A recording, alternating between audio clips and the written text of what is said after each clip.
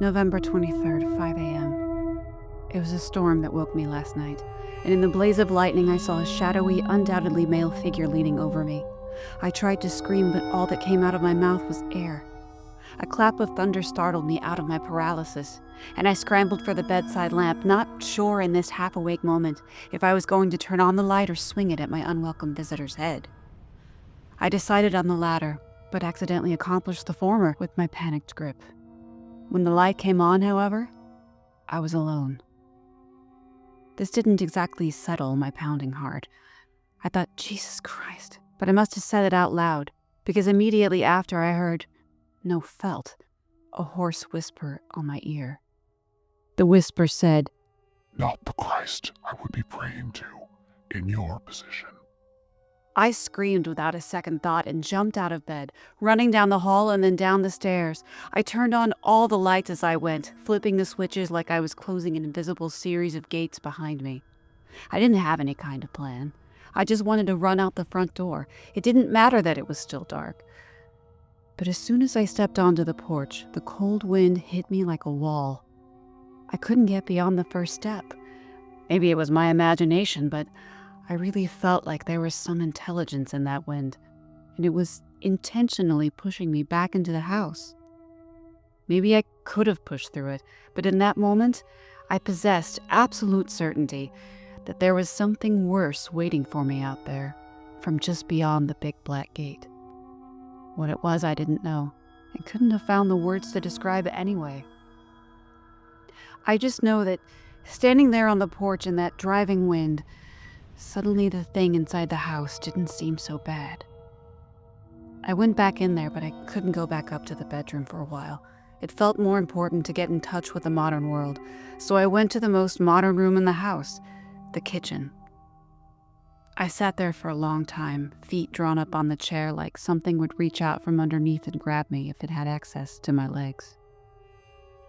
After a time, I got up and shakily made myself a pot of coffee. I sat down again, knees drawn up again, taking long, slow sips. The warmth brought me back to reality, leaving me wondering if all of this had been an incredibly vivid dream. I was beginning to feel calmer, sensible. Reading those horrifying journals was affecting my head, I told myself. Then I heard something fall in the parlor. The feeling of terror was becoming so familiar to me now that this new sense of dread left me more annoyed than anything. All I could think was, what now? I went into the parlor and found the trunk full of letters turned on its side. Its archival guts spilled onto the Persian rug, but what had done that? The trunk was too heavy to fall over in a draft. I was staring at this when I saw something white from the corner of my eye. I didn't want to look. I wanted to believe I was seeing the curtains or some other inanimate thing, but the white shape was clearly hovering. I felt my own sweat trickling down and into my eyes. It stung. Finally, I looked, and I saw a young girl. In a long white nightgown, of course. I mean, you couldn't have made up a more storybook apparition. She looked to be in her late teens. Her feet floated a few inches above the ground, and she was holding her arms out towards me. In her hands was a stack of thin notebooks tied together with twine. I noticed that she was tall, weirdly tall like my brain couldn't interpret what I was seeing at first. Her head and shoulders were normal, her legs were normal. It was her midsection that was long, stretched out into a wispy filament, fluttering like a curtain in a breeze. I wasn't as consciously afraid as I should have been. It was as if my fear had increased so much that it had gone the way of those nightmares where you know you're about to die and you're resigned to it. I slowly walked around the girl. She didn't acknowledge me in any way. She stared blankly ahead of her, those arms just holding, or rather offering, the notebooks. She looked frozen in time. I cautiously slid the notebooks from her hands, and it was this act that broke her catatonia. She grabbed my arm with a hand that felt like a cold gust of air. I can still hear her flat, dry voice in my head, even now. She said to me, "He tried to go through us." And then her voice went deeper. It sounded warped, like an old cassette tape caught in the player. She said that Didn't work either. That was when I lost it. I broke out of her grip and screamed, only to see that In the blink of an eye, the girl just wasn't there anymore. But I'm telling you, this wasn't a dream. I was still holding those notebooks. My arms still bore the impression of tightly squeezed fingers. I stood in silence for a few seconds before I turned and fled back upstairs, where I grabbed my phone. I needed to call someone, anyone, but who? Who would listen to what I just said and take me seriously? So I went back down to the relative safety of the kitchen, the bundle of notebooks growing damp from my sweaty hands. I don't even know how long I sat at the table before I finally looked through what I had. When I did, I saw that these notebooks, journals, were each written by different people. All girls around the age of the one who handed them to me. I read them and I read them all, and what I read, I need to include here. The journals start in February of 1887, when Seamus House was operating as a lying-in home for unwed mothers. One diary in particular stood out. Diary of Grace Marie Carpenter, age 17 but soon to be 18. Day 1. Arrived at the big gray house this morning. Papa took me. Mother did not come with us. I had to sit in the cart like one of the pigs. Papa said it was because I'm too big to sit up front. I cried the whole way. I'm only supposed to be here for less than 2 weeks, and then someone I don't even know will take my baby. I hate it. Harry Sherwood, I wish I'd never met you. I'm due in 12 days.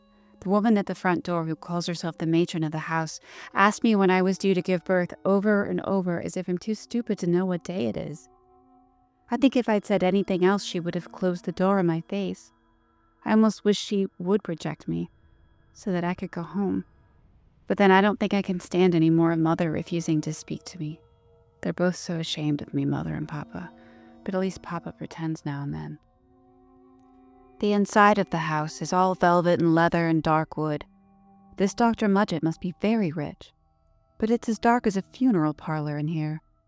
I was kept in the sitting room for ages while other girls like me arrived. Most of them didn't want to talk, but I did meet a lovely girl called Winnie, who was also due in about 12 days. Winnie says she was planning to elope with the father of her baby until their parents brought her here instead.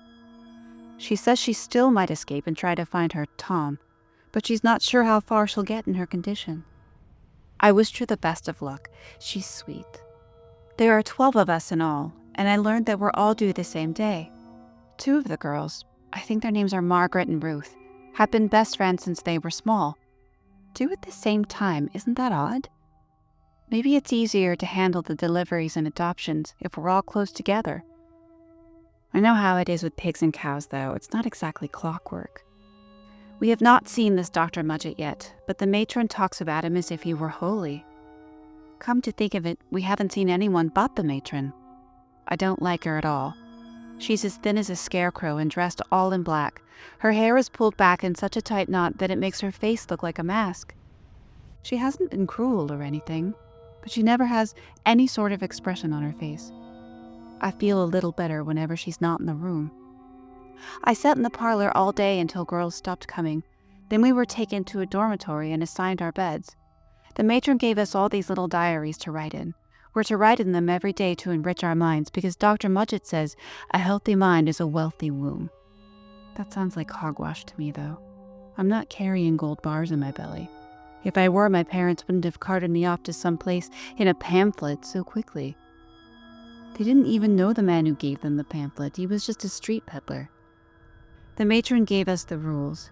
Diaries every day, exercise as instructed, submit to daily physical examinations by the matron. We are not to complain or resist, and we must not go upstairs. Upstairs is Dr. Mudgett's residence. We are told that if we break the rules, there will be consequences, but we were not told what the consequences are. She gave us all a white chalky medicine to drink that we're to finish before we're allowed to sleep. Not that I'll be able to sleep tonight. I don't sleep well away from home. Day 2. I fell asleep right away. I think it might have been the medicine in the drink we were given. It gave me an awful headache, too. We have had our first physicals today. These involved the matron measuring each of us from head to toe and then from shoulder to shoulder. We each were made to stand with our arms outstretched as the matron pressed her ear to our stomachs and then wrote something down in a notebook. Only Ruth would not let it happen. "I'm not resisting, ma'am," she told the matron. "It's my religion that forbids it. No stranger is supposed to touch me before the baby is born. I'm afraid God will punish me." Ruth's friend Margaret said this was true and offered to do the exam herself as the two were like sisters. The matron frowned but said they could go ahead. She said Ruth would soon have to submit, or God would punish her anyway for disobeying her. Otherwise, we did not do much today. We walked around the garden, which is not very pleasant. I don't think Dr. Mudgett keeps a gardener or has any wife to do it either. I talked to a girl called Bessie. She is 20 and older than all of us. She talks rough and asked to have help writing her diary. I think she came here from a brothel, but she's very coy about it. She told me that when she gets out of here, she's going to keep a knife under her skirt. I think I know what she means, but I don't know how that would work. We did not get the medicine today. They fed us quite a nice feast, which we got to eat in the dining room. I've never sat at so nice a table, even if it was so dark in there. I saw a thing about the shape of a person at the front of the room. It was covered in a red sheet. Little Emma, there are two Emmas, the other one is Big Emma, asked what it was, but the matron told her that curiosity is unbecoming. I am so very tired now in spite of hardly doing anything. Maybe because there was so much to eat. I'm embarrassed to admit I fell asleep at the table.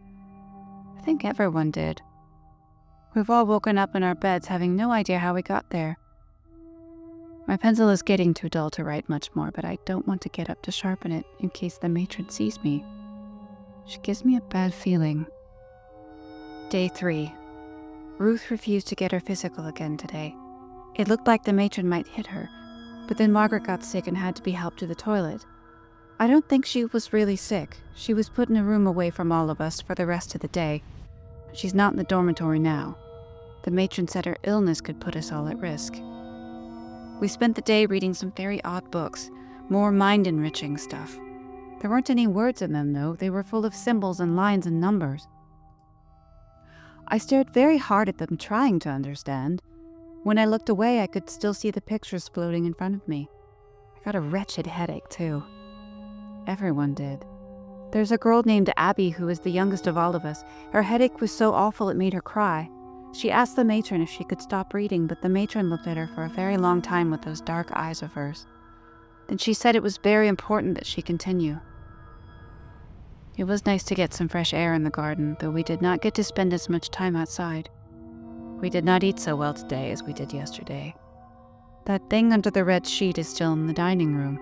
I can't stop looking at it when we're in there. I'm too tired to write anything more tonight. Day 4. Margaret is back with us and seems to feel better, if she was ever sick at all. Today's physical exams were different. The matron walked around each of us and then poked at our bellies with some kind of dowel. I don't know why she had to do it so hard. I already feel like I might pop as it is. Then she drew symbols with blue paint on our bellies, too. I think I saw some of the symbols in the book from yesterday. Ruth tried to get out of it, but the matron made 2 other girls hold her still while she pulled down her skirt and looked her all over. Margaret shrieked and shrieked. We all looked away. I felt so terrible for poor Ruth.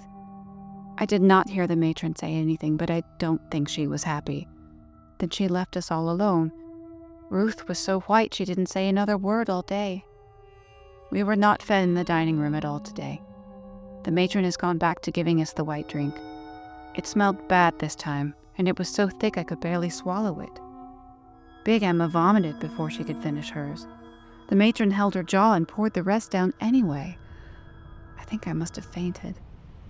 I don't know how we all got to bed, but I was having a terrible nightmare about a shadowy man reaching through my body. I woke up screaming. The other girls were screaming too. They all had the very same dream. We were all comforting each other when Margaret looked around and said, "Where's Ruth?" I hadn't noticed until then that Ruth wasn't with us. I don't know where she went. Day 5. Heard Margaret screaming out in the hall. We ran to see what was the matter. She was standing at a window screaming and crying hysterically. She pointed outside. I wish I hadn't looked. It was Ruth's body. I will never get the vision of her head twisted wrong way around out of my thoughts. The matron moved us away from the window. She said that this was why we were forbidden from going upstairs. She said it's dangerous and that Ruth must have leaned out a window and fallen. Little Emma said, I thought we were forbidden because it's the doctor's residence. Yes, the matron said, but Dr. Mudgett is not in today, so he could not stop poor Ruth. Her poor child, said Big Emma. The matron closed the drapes and said something shocking. She said there wasn't any child. She said Ruth was lying to us. I can hardly believe it. Ruth looked pregnant to me, but I didn't look closely. I suppose that could be why Ruth and Margaret had the same due date. Why Ruth wouldn't let herself be examined.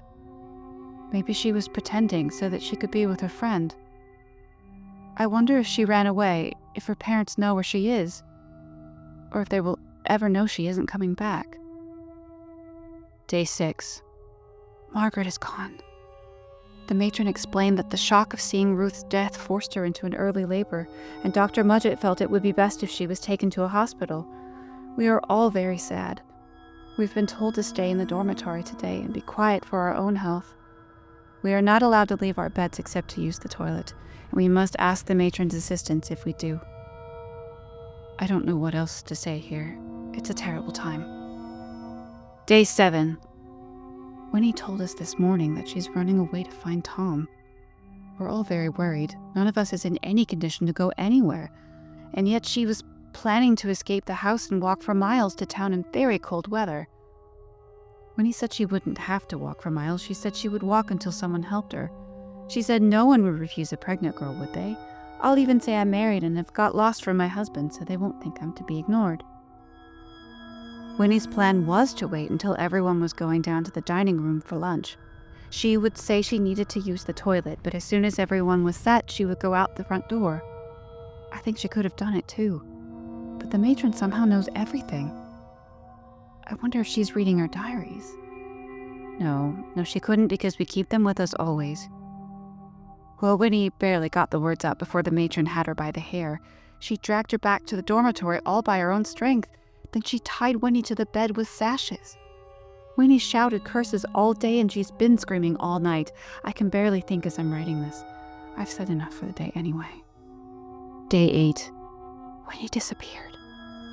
I don't know how or when. I was trying to sleep, and I had my head covered with my pillow, and then all of a sudden the screaming just stopped. We all looked, but Winnie wasn't there. I never heard her leave, nor anyone come to get her, and I certainly did not sleep through that. I doubt anyone did. It was as if she vanished in thin air. The matron said not one word about Winnie. Bessie thinks the bitch, her words, not mine, did something to her, but we were all there. We didn't hear anything. Still, it's very odd that the matron hasn't mentioned her absence. Maybe Winnie escaped somehow without her noticing. Maybe the matron isn't saying anything so that we aren't encouraged to leave too. I wonder how much she's charging for our babies. That's got to be what it is, isn't it? We were taken out to the garden for exercise. I really wish we could have been ordered bed rest instead. Everything hurts and my feet are swollen. We were made to stand in a line and stretch out our arms from our sides. The matron kept switching us around in a different order and comparing our sizes. Ada, I don't think I've mentioned Ada, but she doesn't talk much anyway, complained of pains, and the matron pulled her out of line, grousing about how it was too soon for that. Ada was not here for dinner. After Ruth and Margaret and Winnie, we're all very anxious. But there isn't anything to be done in our condition. We're afraid to say anything to the matron. Day 9. Last night I'd heard some of the girls making a plan. It was Abby, Bea, and Bessie. They talked about how none of us has ever seen any sign of this Dr. Mudgett. It seemed like he was always busy with his work upstairs. Did he even know what was happening downstairs? Had Ruth really gone up there on her own, or had the matron murdered her? I have to admit I had the same questions, but I didn't say anything because they were talking amongst themselves. They said it was time someone found out, and they were going to go up there later, that very night. I pretended I didn't hear this in case, and I feel silly for admitting this, in case the matron can hear our thoughts, and in case mine would be the ones to give them away. Not that it did any good. By this morning, Abby, Bea, and Bessie were missing. Well, the matron says Bea and Bessie gave birth and left first thing in the morning, and Abby went into labor but had to be taken to the hospital due to complications, but I know she's lying. How stupid she must think we all are to even tell us that. Or she doesn't care if we believe it or not. There are only 5 of us left now. Big Emma, Little Emma, Mary, Elizabeth, and myself.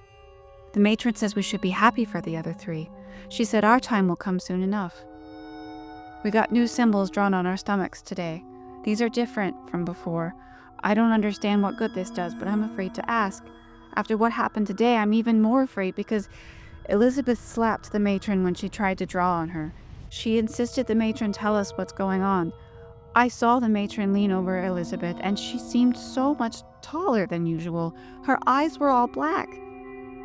But we have only been given the white drink, and I wonder if it's making me see things because I looked again, and she was normal.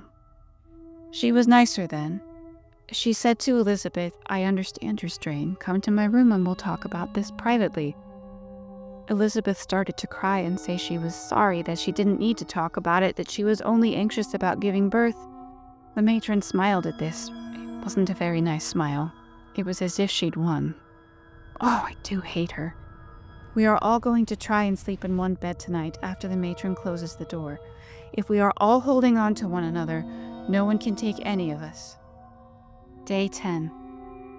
Elizabeth is missing now too. But how? We were all holding on so tight. The matron couldn't have taken her from us without us knowing. She couldn't have. There was nearly a riot today. I don't know what got into us. We all yelled at the matron and demanded she tell us what happened to Elizabeth. How my heart raced the whole time. She went into labor was what we were told, but she lost her child. I wish we hadn't said anything. Now we are being kept in separate rooms. The matron says we will drive each other to hysteria and endanger our unborn just like Elizabeth did. But she took Mary upstairs. Mary screamed all the way up. I don't think we'll ever see her again. There's only Big Emma, Little Emma, and me now, and I wonder how much time we have left. Day 11. We agreed not to eat breakfast this morning. We didn't know what's in the white drink or anything else she gives us. We were slapped for our stubbornness, and she tried to force us, but she seemed weaker today for some reason. Maybe Mary gave her trouble last night. I hope so, poor dear. The matron told us that prayer was what we needed, and then she went up to the figure that's always at the front of the room, and she pulled off the red sheet. It was a statue of the Virgin Mother. Just an ordinary statue, but I felt such a burning in my head when I saw it. I wanted to be sick. Big Emma was so scared she screamed until she fainted.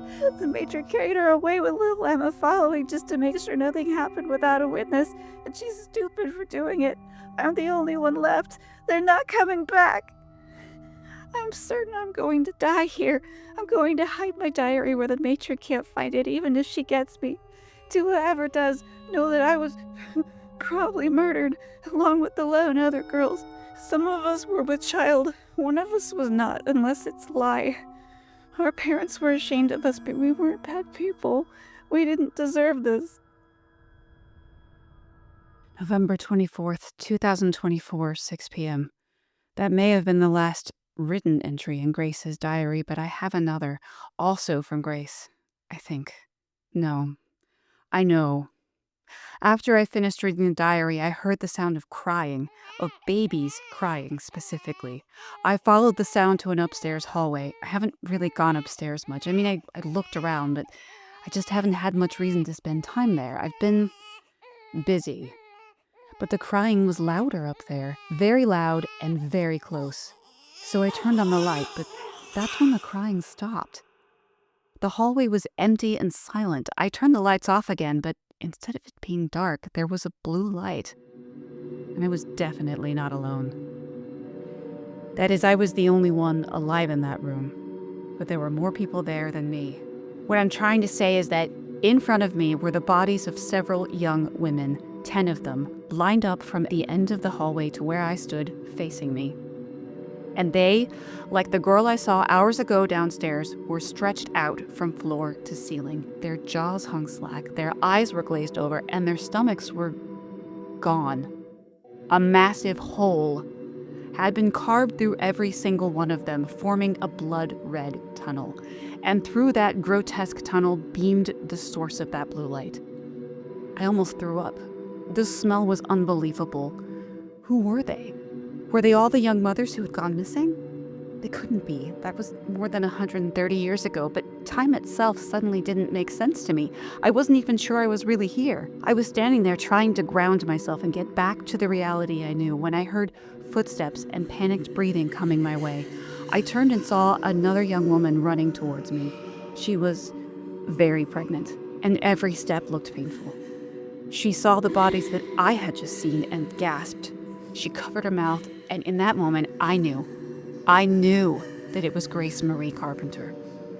I wanted to run to her and tell her that I would help her, but I couldn't move. I was stuck in one spot. And as she ran into me, I felt my body dragged with her. It sounds crazy, but in that moment, I was part of Grace. I was tagging along in her experience. I saw what she saw, and we saw the matron behind her gaining ground. Her emotions and thoughts wrapped themselves around my own, smothering them. I only knew what she knew now. We were terrified. We were trying to find a way out. We had no time to be paralyzed with fear, no time to grieve what had happened to her friends. We looked back at the matron and then back to the bodies. The only way out is through them, we thought. That beam of light came from somewhere. It might not be anywhere good, but staying here meant certain death. We had no choice but to run towards the bodies and squeeze ourselves through the gaping holes in her friends' lifeless corpses. We saw the beam of light growing brighter as we crawled through the human corridor. We felt hope that there was escape at the end, but the hope died, replaced with a wave of terror, mixed with disappointment, mixed with regret. I don't know what it was she saw in that final moment, because I was yanked backwards out of her by the cold hands of the matron. And when I hit the floor, I landed back in my own time, alone, in my own reality. There were no bodies. There was no crying. No anything but a musty rug and peeling wallpaper. Had I just hallucinated all that? The smell of those bodies, it still clings to my nose. I needed to talk to Mr. H, and I had his number in my call history, but there was no signal to my phone. And what's more, I noticed the date. It said today was the 24th. It did. But then right before my eyes, the date went backwards to the 23rd. But today isn't the 23rd. I remember that it's the 24th. Or, no, it would be the 25th now. Listen, I don't know anymore. I looked at my phone calendar and the dates make sense there. It says today's the 23rd, yesterday was the 22nd, the day I got here was the 21st, except none of that sounds right either. I remember the 23rd being the day that I got here. I remember because it was Thanksgiving. My first Thanksgiving, blessedly alone. My phone's just acting up, right? My stay here isn't starting over every single day. Of course it isn't. It's just a glitch. I sound like a paranoid weirdo. But even as I say that, I still feel that cold hand on my skin. My shoulders ache where I was grabbed. And even if all of that is some wild dream, those diaries, handed to me by someone I believe died in this house, are still on the kitchen table. Something is very wrong here. I knew it was coming, hiding in those letters, hibernating in the shadows. Whatever it is, it woke up today. I'm starting to wonder if I'm its next victim.